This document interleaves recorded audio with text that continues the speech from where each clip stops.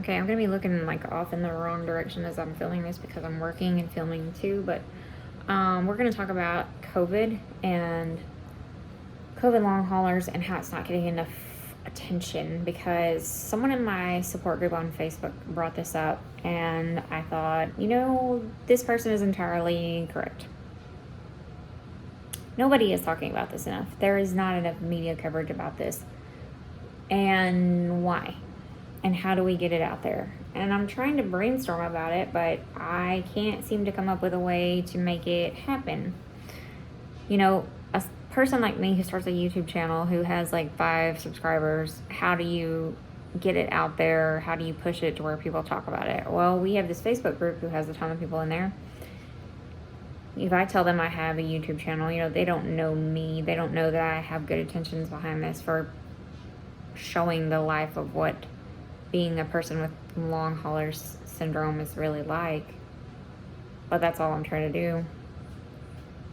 How do we get the attention of more mainstream people? How do we scream from the rooftops to advocate for our own health? Because that's what we're having to do. I have a friend whose name I'm not going to disclose, who's going through what I'm going through, except take my situation, put it on steroids, times by 1,000, and this is her situation.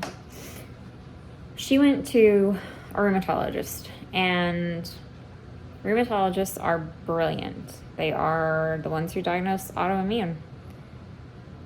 She was so excited to have this appointment because she thought maybe she's going to get some relief, right? This girl has had, the pictures she posts are unbelievable. She's had bruises down her legs that looks like she has leukemia. She's had rashes head to toe. She's bedbound for the most part, housebound, not able to do anything. This has totally taken over her life. It's the most awful thing I've ever seen. So she's so excited about this appointment, only to get there and be told, I've never seen anything like this. I'm not touching it. And my only thing that I can do for you is refer you to the Mayo Clinic. Are you kidding me? Are you kidding me? A rheumatologist, the person who diagnoses an autoimmune condition, which is obviously what she has, takes one look at her and goes, I've never seen anything like this. Of course you haven't seen anything like this because it's from COVID and we don't know anything about COVID. But you're the person who's supposed to step in and try to help, and you just say, nah, I'm not going to touch it. Off you go to Mayo. I wonder how many other people have gotten that. Because I guarantee they have. She was so discouraged. Rightfully so. I would have been furious.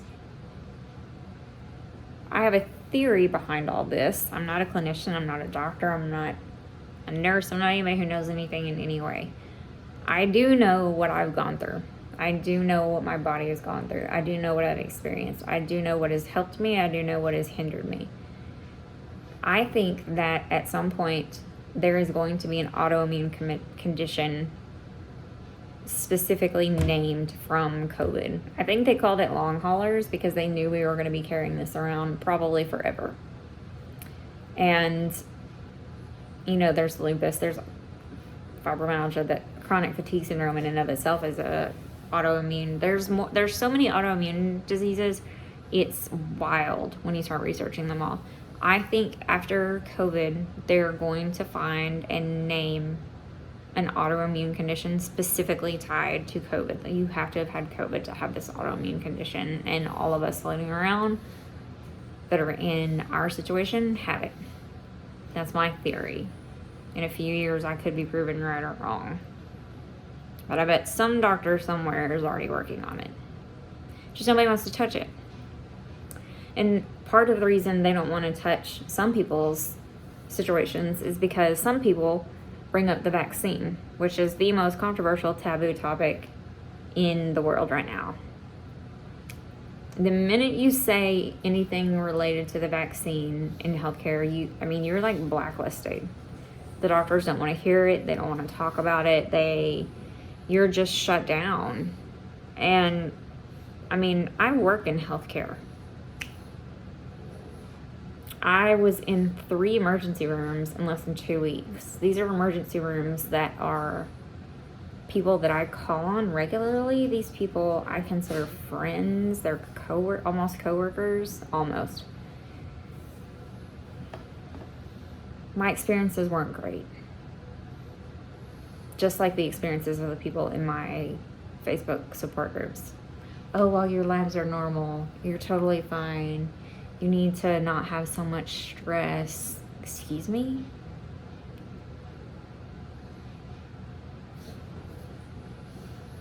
Previously healthy, 39-year-old female, 40. No past medical conditions. Person who works out multiple times a day, now can't walk across the parking lot. Now is stuck in bed the majority of the time. Now has shortness of breath. Now has chest pain all the time. Breaking out in rashes, bruises. I mean, mystery symptoms every single day. And you guys are content with saying that that's totally fine. Interesting. And I made the mistake of saying to one doctor that I had COVID in December. I got my first COVID shot in March, second dose in April.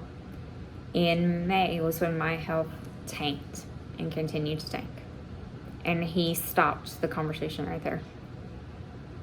Now, I'll just put this out here before anybody tries to put me on blast. I'm not anti-vaccine. I'm not. I think everybody needs to make the decision for themselves. That's their deal. Whatever you want to do. That's a topic that I'm not even going to get into because it's already divided too many people. Make your own decision. Do what you want to do. I mean, I work in healthcare. I see the reality of the situation. I'm just saying, who out there is going to step up and advocate for us? Who out there that has a voice that we don't have, that's loud, that's going to step up and advocate for this huge group of people that's growing by the day, whose lives have been ripped apart? Some of these people can't work anymore. Some of these people are having to consider changing career fields, being able to work from home, if they can even do that. Some of these people's, probably their lives, their relationships are falling apart because they had a virus. And a lot of us, when we had it, was a pretty mild case. Like me, I didn't even run a fever. I went initially thinking I had probably a pretty bad sinus infection. I had a horrible sore throat, sinus stuff. The next day, I was worse. I continued to get worse throughout the week. I had one pretty scary episode that Thursday night where all of a sudden I couldn't breathe.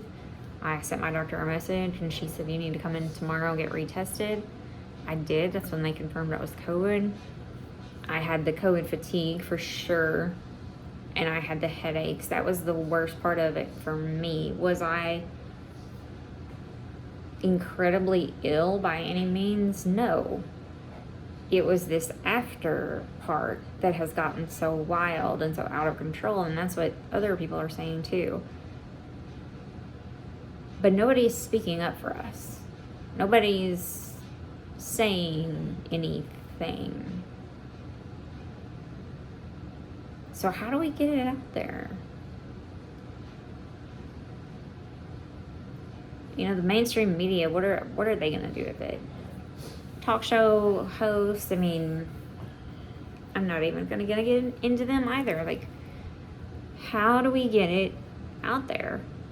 How do we get people talking about it? How do we get people advocating for this group that just were living their lives, a lot of them doing the things that the CDC recommended? Wear a mask, wash your hands, use hand sanitizer. I was following the protocol to a T, particularly because I worked for a hospital. And then there's just this handful of us that our bodies have taken the wrong response. It's the craziest thing in the world. And it's the craziest thing in the world that nobody in the medical community wants to talk about it. They don't want to address it. They don't want to hear it. They tell us And well, they've told some of us it's in our head. They tell us it's stress. They tell us we need to exercise. They tell us, which that's a funny one, when you can barely walk, go exercise. Okay. Well, I would love to exercise. I would love to go back to kickboxing. I would love to do all the things I did before. You have to be very careful of that because you don't know how long it's going to set you back. Who is going to be the voice for us? Who's going to make all the noise that's needed to get the attention for us? Somebody needs to. Who's going to do it?